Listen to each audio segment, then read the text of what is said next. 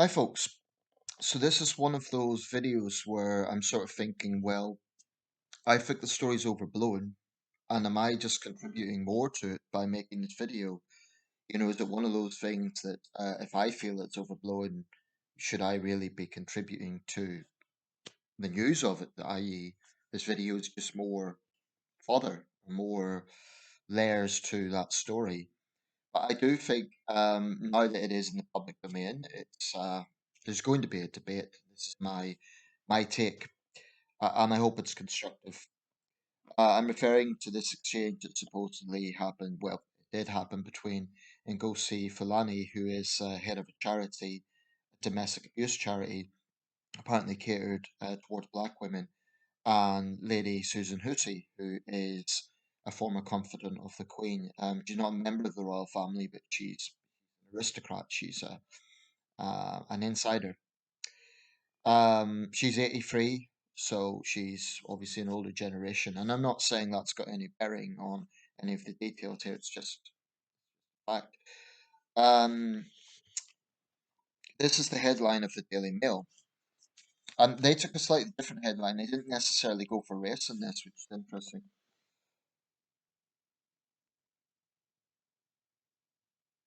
So that's two women involved in this story. The report's by, I'm not going to read it out, but the report is by Rebecca English in Boston. Boston, because the Prince and Princess of Wales are there. And again, even that was something that got some attention because all the royal channels are putting a positive spin on that, but some other sources are suggesting they were loudly booed with chants of USA, USA. I don't know about that. Apparently, it was a baseball match, so it may just have been spirit of the game as opposed to, you know. But apparently, there was a race lecture by a reverend, and the prince and princess had to awkwardly sit through it. They've had quite a rough time, actually. Although they're generally, I would say, very respected in the UK and around the world, they have had to deal with quite a lot of the fallout from all of this stuff to do with examining our colonial past and so on. Their much publicized tour of the Caribbean, for example, there was some PR mistakes in that. There was one image, for example, of Catherine reaching out to shake hands with little boys, and it would have been innocent at the time, but unfortunately, the angle looked like she was doing it through a fence, and you know, it. I could see the optics of that were probably poorly judged. Um, so it's very, very important that this new generation of royals, not just the king, but his heirs, George as he gets older as well, they're going to have to walk a very careful line because unfortunately, it's about straddling two worlds. It's about straddling the tradition with the modern. Now, I think Charles, and I'm just saying this briefly before I get into the main thing, I think Charles, although he's a 74-year-old man, he is a modernist and he has excelled so far as king. I think it's very early days. It's only a few months into his reign, but I think that he has shown that he's doing things differently from his mother. His mother was widely admired around the world, but she did do things in a certain way. Charles is more hands-on. He's more personal, perhaps. There is a different approach there, and I think that I mean I really like William and Catherine. They're two of my favorite members of the royal family. Um, I will be proud to see them as my future king and queen. But I do think they're going to have a lot of challenges in terms of getting the tone right. That having been said, this story is something that ultimately probably was a misunderstanding between two women. That's probably ultimately what it comes down to. I do not believe it should be like a catalyst for a national conversation. Although I suppose I'm being a bit of a hypocrite because I'm making this video, people will reply. So I suppose whether we like it or not, there is a national conversation now. But soul searching, national soul searching, and somehow representative of the United Kingdom or even the royal family. Lady Hussey isn't even a member of the royal family. Now, she has apologized and she's resigned. Apparently, Prince William was very angry by this, or rather, he responded immediately and said that racism has no place. So has the king. So it's clear that senior royals are very aware of the optics of something like this. I imagine she may have got a dressing down from either the king or Prince William. She's his godmother. Um, which, for an 83-year-old woman who's long served the royal family, this whole thing is it's kind of a sad end to her career in a sense. Um, as far as I know, she's never had a controversy before. I'm not that familiar with her. I think I sort of recognize the name, but she's on like a member of the royal family. She's not constantly, on the newspapers.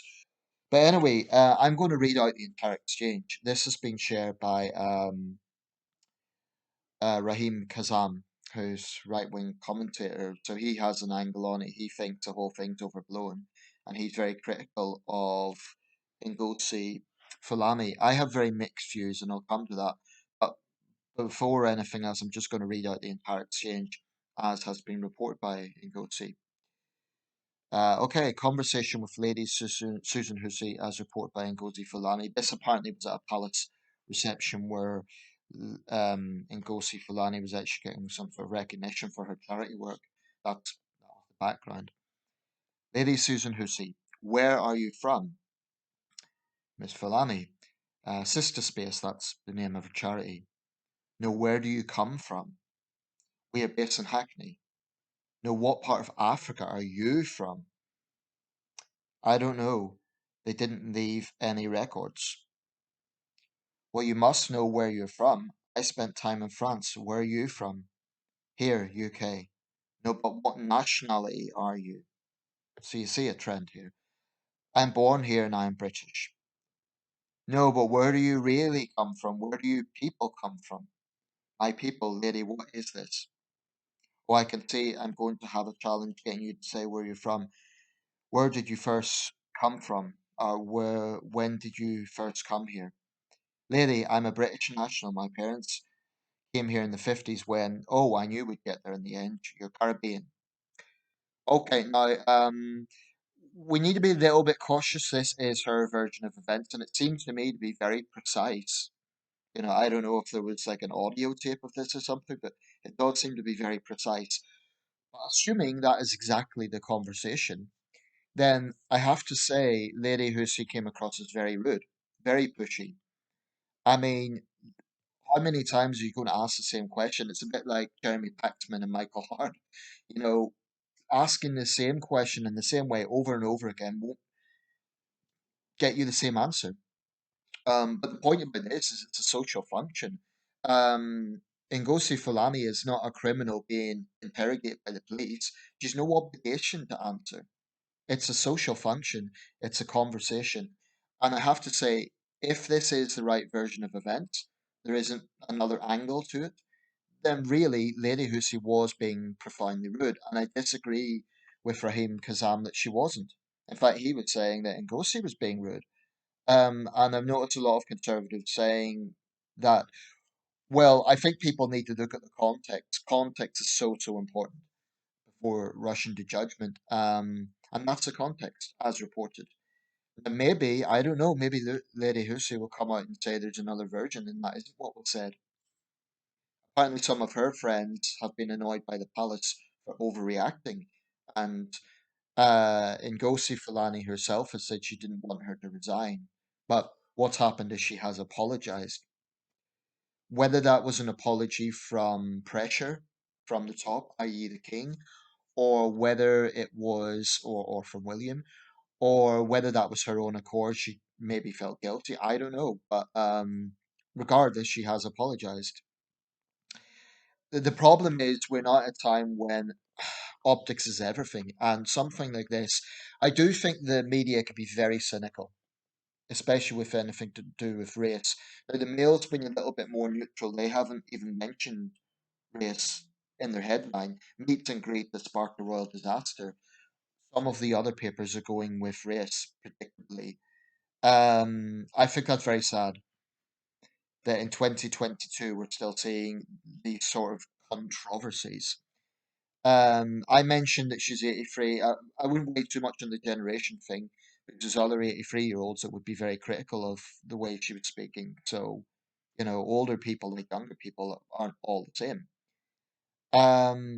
And she comes from a certain establishment. I think she was a former lady in waiting, unless I'm mistaken, but she was a confidant of the Queen. She's a senior aristocrat. She comes from a certain class and background where maybe certain attitudes do get a green light, and maybe shouldn't. Um, but the way I interpret that conversation is she was pushing and pushing at something that Ngozi was, not giving her the answers she wanted. Now, there's a little bit of a caveat to that. Apparently, Ngozi Fulani does wear traditional West African attire, which tends to be very colourful, especially Nigerian attire. It is very colourful. If you are proudly displaying your heritage, or what you may see as part of your heritage, you can't really complain if people are intrigued by that and ask about that. And one thing about all of this, I insist that the question, where are you from, is not racist in of itself. It's not. I've asked the question and I have been asked the question. There is only one time in my life where I remembered someone getting a bit cagey about that. Basically, when I was at university, I was speaking to some African American guys. They happened to be from Brooklyn. And I didn't ask where they were from, I knew they were American. But I think they told me they were from Brooklyn, and I just asked more about it, and they seemed a little bit defensive. And maybe in that case, it's because Brooklyn, I don't know, maybe they thought, oh, this British guy thinks we're from the hood or something, and maybe they were a little offended by that. I clarified, I was just interested, and then it turned into quite a civil conversation. But that was the only time in my life I remember someone being cagey. Um, I do believe there are people out there who are overly sensitive and will read too much into something, i.e., they're asked where they're from and they may happen to be a minority person. They may be black or South Asian or East Asian, and they immediately choose to get offended as if a white person is asking the question, that white person must be saying they're not British. Well, not necessarily. Context is everything. It could be where are you from in the UK. I mean, especially at universities, people come from different parts of the country. I often ask other students where they were from because I came from Sunderland. I studied in Wolverhampton, so I wasn't from Wolverhampton. Um, so I think context really, really matters in something like this. And I think what's unfortunate is people ignore context, so they'll immediately jump to conclusions one way or the other. There will be people who will immediately say, yes, it's definitely racist, but there's others who will immediately say, oh, and go see Fulani's overly sensitive or woke or something like that. I don't think she necessarily is. I think she's justified in being quite irritated by those responses because they were pushy and they were yeah, just the whole way that Lady Hussey was going about that was wrong, I think. If she felt her question wasn't being answered, she could have changed the question a little bit. Like, oh, I'm interested in your dress. Do you mind telling me what style is that? Or something like that. But just saying, where are you really from? Where are you really from? Especially when the woman has already said that she's a British citizen and that's how she identifies. It doesn't matter if she's wearing West African attire, that should suffice. Just pushing it and demanding that the answer is given. She said that her parents came from the Caribbean in the 50s. I'm not sure what age she is, but presumably she was born in the UK, therefore she's British. That's how she sees herself. But she obviously has an interest in her background, and Ngozi certainly would be an African name. So I think if people are going to kind of display their heritage, then people will ask questions. If someone from Scotland, if a Scottish man wore a kilt, people would naturally assume he is of Scottish descent. He couldn't then get all cagey and say, "Oh, why are you asking that?" Because it's so blatantly obvious. What he is doing is showing his Scottish heritage. I know of people who, haven't lived in Scotland in years. I know one guy, and I don't think he'll mind me saying this. He spent years in South America, but he's proud of his Scottish heritage, and he would still wear his kilts on special functions and so on. He made an interesting point actually around the whole thing on cultural appropriation. He said if it wasn't for Scottish culture being promoted around the world, it would have died out with the Highland clearances. But anyway, I digress. That's maybe another issue. But I really think tone matters. If the question is, let me phrase it in two ways. Oh, where are you from?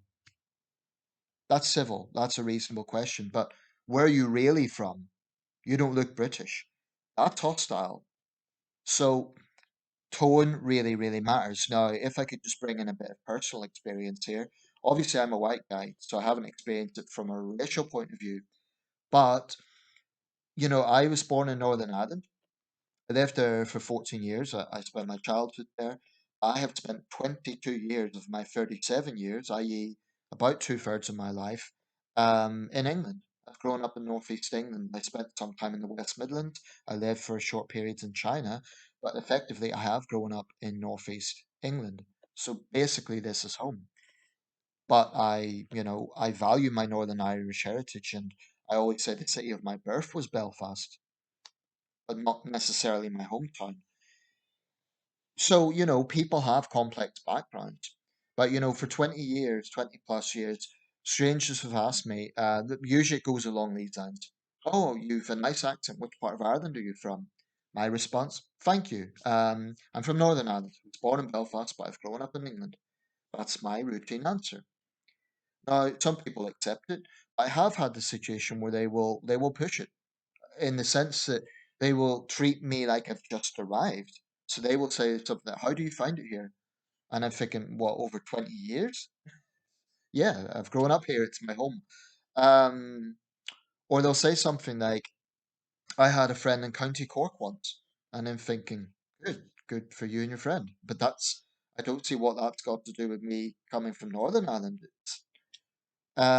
It's another, it's part of the United Kingdom. It's not the Republic of Ireland. It's not, and it's nowhere near County Cork. So that would be like, someone from England saying they're from, say, Manchester, and someone saying to them, "Oh, I knew a guy in Kent once."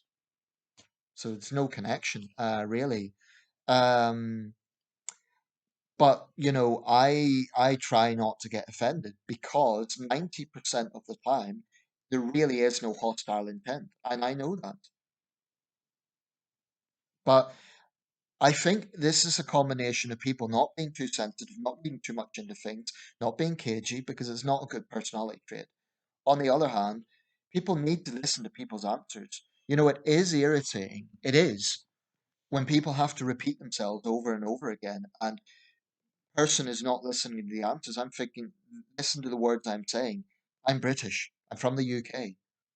I mean, I remember a guy once, I was getting a haircut and we just got into conversation and he said, the only thing I don't like about Ireland is they backed Germany in the war. Well, actually, they were neutral, but the point is, I'm thinking, well, why are you saying that to me? I'm British. I'm from Northern Ireland. Why are you telling me that? And I didn't really respond at the time. I wish I had. I wish I had said, well, yeah, actually, their neutrality was questionable, but I'm British. Northern Ireland was British. So people can be quite willfully ignorant sometimes and stubborn. Um, and I think sometimes the right is a little bit too in denial about this, because there are willfully ignorant people out there who will push a point and push a point. Obviously, Lady Hussey is like this, where she's stubborn. She won't listen to the answer. If Ngozi is saying that she's British, but maybe of West African descent or Caribbean descent, well, she said we don't know. And that could well be true because, if, let's say, her ancestors were slaves who were in the Caribbean, it will be hard to get the lineage further down the line, going way, way back. They could be from Nigeria, Cameroon, Benin. So that was probably an honest answer. She genuinely doesn't know, but she knows there is obviously African heritage there. That's why she wears attire. Um, Having said that, there is one thing that may actually turn on Ngozi, which is that this charity she runs apparently is only aimed at black women. Now, like I said, could that turn around and could that be, well, is she actually discriminating against white and Asian victims of domestic violence, which could potentially be illegal? So there may actually be more scrutiny put on her. So she may regret, you know, I assume she went to the press over this. Why else would they know about it? Why else would this have, blown up? She ostensibly complained to somebody or went to the press or something. She may regret that if it starts turning to scrutiny over her background. I don't know. Anyway, I'm going to wrap this up, but mutual respect is so important. Tone is so important. Context is so important. So, if you're at a party, and let's say you're black or you're Asian, and a white person asks where you're from, they are not necessarily being racist. You know, I mean, you could have a situation where a black British person meets someone from Eastern Europe and is intrigued and says, "Oh, are you from Ukraine or Poland or well, Poles actually would say they're Central European, but are you Ukrainian? Are you Russian? Are you?" Which of course would be a sensitive issue. Are you from Moldova? Um, so that would actually be an interesting situation where a black Briton is intrigued by a white East European and their background, and the white East European may actually find well, I've already said I'm Ukrainian, so why is this person continuing to push these questions? In fact, I once had a British Asian guy tell me that I was Irish, and I said, no, I'm British. And, I think to be fair, he was drunk at the time, he was full of it, but he was being kind of obnoxious. So I think really this comes down to context. Simply asking the question where someone is from really is not racist. It's just a conversation piece. And if you're getting offended by that, that says to me that you're somehow ashamed of your background. But if the question is asked in such a way that it sounds like they're saying you're not British, then that's different. I volunteered in Bernardo's for a while, and apparently, there was questions in terms of the volunteers. And apparently, you couldn't ask. I think one of the things that couldn't be asked is where they were from, because we sometimes have volunteers who were ethnic minorities, and that could be perceived as offensive. And of course, charities are hypersensitive nowadays with what they can and can't say. I think that's a little bit sad when people are constantly walking on eggshells. That is not a good thing. Um, it's not. But really, this is about mutual respect. You don't want to be in a situation where people are hypersensitive and and others feel like they have to walk on eggshells. And reading racism into everything is wrong. Was Lady Hussey's response? I don't know if her name's pronounced Hussey or Hussey. Was her response racist?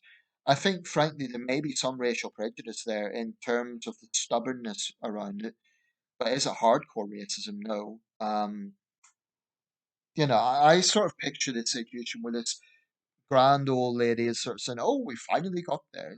A little bit tone deaf and a little bit. That's my perception.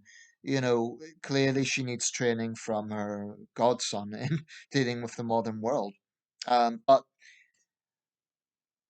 I also think, it's sad that something like this is blowing up to the extent that it is. And the only reason I'm addressing it is because it's out there, and this is my take. And I think there needs to be a balanced response to this. I do not believe it's this, it should be a catalyst for a national piece of soul searching or something like that. Nonsense. When ultimately it could just come down to a misunderstanding between two women. So I would respectfully say, again, a minority person, if someone asks where you're from, they're not being racist necessarily. If they keep asking where you're from, you have every right to tell them, to mind their own business or to listen to your answer. And that applies to anyone. Um, that's my take. Let me know your thoughts. Thanks for watching.